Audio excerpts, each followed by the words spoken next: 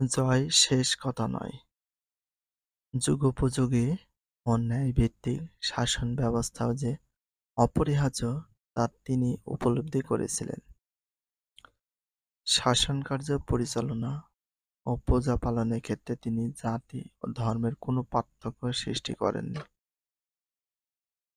হিন্দু ও মুসলমান উভয় সম্প্রদায়ের মধ্যে সৌহার্দ্য ও সম্প্রীতি স্থাপনের দ্বারা একটি সুষ্ঠু, সুন্দর, কল্যাণমুখী শাসন ব্যবস্থা প্রতিষ্ঠা ছিল তার লক্ষ্য।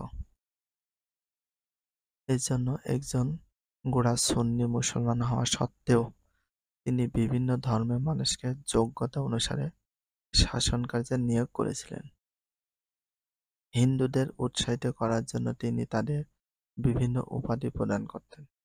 হিন্দুদের প্রতি হোসেন শাহের এ উদারতা সুষ্ঠুভাবে শাসনকার্য নির্বাহের ক্ষেত্রে ফলপ্রসূ হয়েছিল এবং বাঙালিদের নিজস্ব ঐতিহ্য সৃষ্টিতে সহায়তা করেছিল। এটি তার রাজনীতির দূরদর্শিতার পরিচয় বহন করে।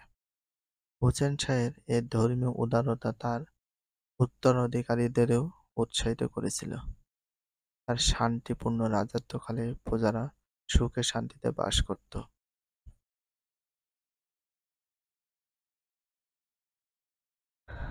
হোসেন শাহের হিন্দু-মুসলমান সম্প্রীতি স্থাপনের প্রচেষ্টা তৎকালীন মানে অতীতে সমাজ জীবনকেও প্রভাবিত করেছিল।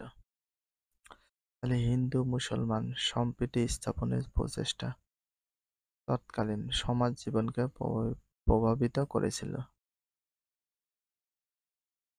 কার প্রচেষ্টায়? হোসেন শাহের। তার শাসনকালেই আবির্ভাব ঘটে বৈষ্ণব ধর্মের প্রবর্তক। ভক্তি আন্দোলনের নেতা মানবতাবাদী শ্রী চৈতন্য দেবের। তাহলে দেখো শাসনকালে আবির্ভাব ঘটে বৈষ্ণব ধর্মের প্রবর্তক। তাহলে বৈষ্ণব ধর্মের প্রবর্তক ভক্তি আন্দোলনের নেতা মানবতাবাদী শ্রী চৈতন্য দেবের।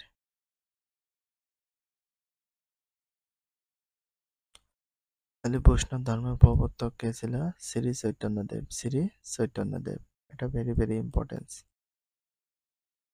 হোসেন শাহ তার প্রতি উদার মনোভাব পোষণ করতেন এবং তাকে ধর্ম প্রচারের সব রকম সহায়তা করার জন্য কর্মচারীদের প্রতি নির্দেশ দেন।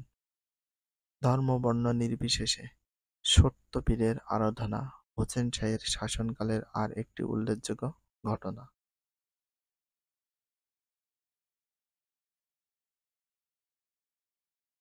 ধর্ম দেখো ধর্ম বর্ণ নির্বিশেষে সত্যপীরের আরাধনা হোসেন শাহের শাসনকালের তার একটি উল্লেখযোগ্য ঘটনা।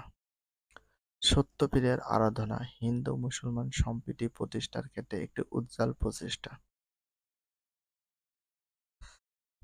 দেখো হিন্দু মুসলমান সম্প্রীতি প্রতিষ্ঠার ক্ষেত্রে একটি উজ্জ্বল প্রচেষ্টা ছিল কোনটা? সত্যপীরের আরাধনা। সত্যপীরের আরাধনা, এটা ভেরি ভেরি ইম্পর্টেন্স। বাংলা সাহিত্যের উন্নতি বিকাশ হোসেন শাহের শাসনকালকে দেখো ইতিহাসের অমর করে রেখেছে। বাংলা সাহিত্যের উন্নতি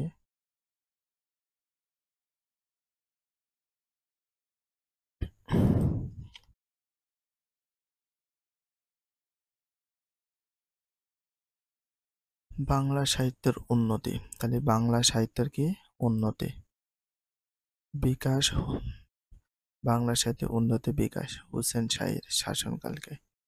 কার শাসনকালকে ইতিহাসে অমর করে রেখেছে? হোসেন শাহের শাসনামলকে। তার উদার পৃষ্ঠপোষকতা নিঃসন্দেহে বাংলা সাহিত্যের শ্রীবৃদ্ধি সাধন করেছে।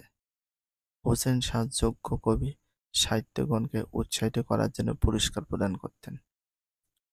এ যুগের প্রখ্যাত কবি ও লেখকদের মধ্যে রূপ গোস্বামী, সনাতন গোস্বামী, মালাধর বসু, বিজয় গুপ্ত, বিপ্রদাস, পরাগল খান, যশোরাজ খান উল্লেখযোগ্য ছিলেন। এ যুগের বিখ্যাত কবি ও লেখকদের মধ্যে রূপ গোস্বামী বিখ্যাত কবি আর লেখক ছিল। সনাতনী গোস্বামী, মালাধর বসু, বিজয় গুপ্ত, বিপ্র দাস, পরাগল খান, যশোরজ খান উল্লেখযোগ্য ছিলেন। হোসেন শাহের পৃষ্ঠপোষকতায় তার অসংখ্য গ্রন্থ রচনা করেন। তাদের নিরলস সাহিত্য কীর্তি বাংলার সাহিত্য ভাণ্ডার ও ইতিহাসকে সমৃদ্ধ করেছে। এ সময়ে মালাধর বসু শ্রী মালাধর বসু শ্রী মদ্ভগবৎ পুরাণ এবং পরমেশ্বর মহাভারত বাংলা ভাষায় অনুবাদ করেন। এ সময় মালাধর বসু শ্রী মদ্ভগবৎ ও পুরাণ পরমেশ্বর মহাভারত বাংলায় ভাষা অনুবাদ করেন। আলাউদ্দিন হোসেন শাহ আরবি ফার্সি ভাষার পৃষ্ঠপোষক ছিলেন। আরবি ফার্সি ভাষার পৃষ্ঠপোষক ছিলেন কে? আলাউদ্দিন হোসেন শাহ।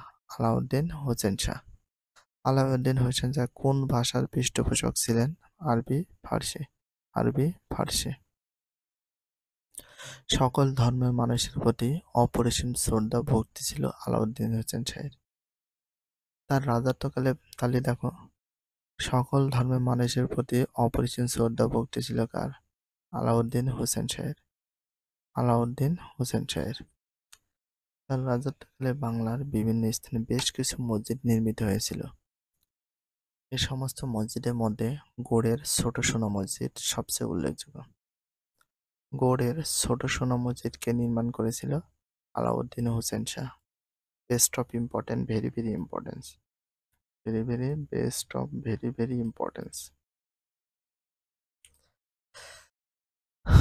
গৌড়ের সোনা মসজিদ কে নির্মাণ করেছিল? আলাউদ্দিন হোসেন শাহ।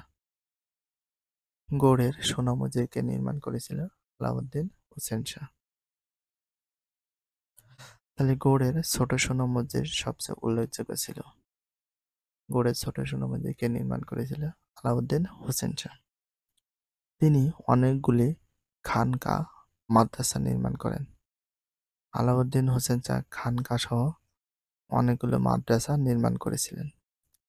পান্ডার মুসলমান সাধক কুতুবুল আলমের সমাধি রক্ষণাবেক্ষণের জন্য হোসেন শাহ প্রচুর অর্থ ব্যয় করেছিলেন। পান্ডার মুসলমান সাধক কুতুবুদ্দিন আলমের সমাধি রক্ষণাবেক্ষণের জন্য প্রচুর টাকা পয়সা ব্যয় করে। তিনি গৌড়ে একটি দুর্গ ও তোরণ, মালদহে একটি বিদ্যালয়, একটি সেতু নির্মাণ করেছিলেন।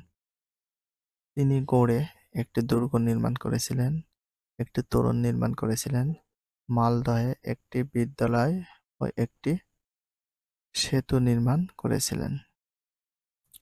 এ সকল মসজিদ, মাদ্রাসা, দুর্গ, তোরণ হোসেন শাহের স্থাপত্য প্রীতির পরিচয় বহন করে। ২৬ বৎসরের শাসনকালে বাংলায় জ্ঞান, বিজ্ঞান ও শিল্পকলা বিশেষ উন্নতি সাধিত হয়েছিল। কত বৎসরের শাসনকালে? ২৬ বৎসরের শাসনকালে বাংলায় জ্ঞান, বিজ্ঞান ও শিল্পকলার বিশেষ উন্নতি সাধিত হয়েছিল। ২৬ বছর শাসনকালে, ভেরি ইম্পর্টেন্ট। ভিডিওটি এখানে শেষ করছি। যদি ভিডিওটি ভালো লাগে চ্যানেলে সাবস্ক্রাইব করে ফলো করে দিও, তার সাথে একটা লাইক এবং একটা কমেন্ট করে দাও। নেক্সট ভিডিও পাওয়ার জন্য অবশ্যই বেল আইকনটা অল করে রাখো, যাতে নিউ ভিডিও আপলোডের সাথে সাথে সর্বপ্রথম তোমাদের কাছে নোটিফিকেশনটা পৌঁছে যায়। If you love this video, please subscribe my channel, like, comment, share, hit the bell icon for getting next video. So everyone, take care, love you, আল্লাহ হাফেজ, বাই।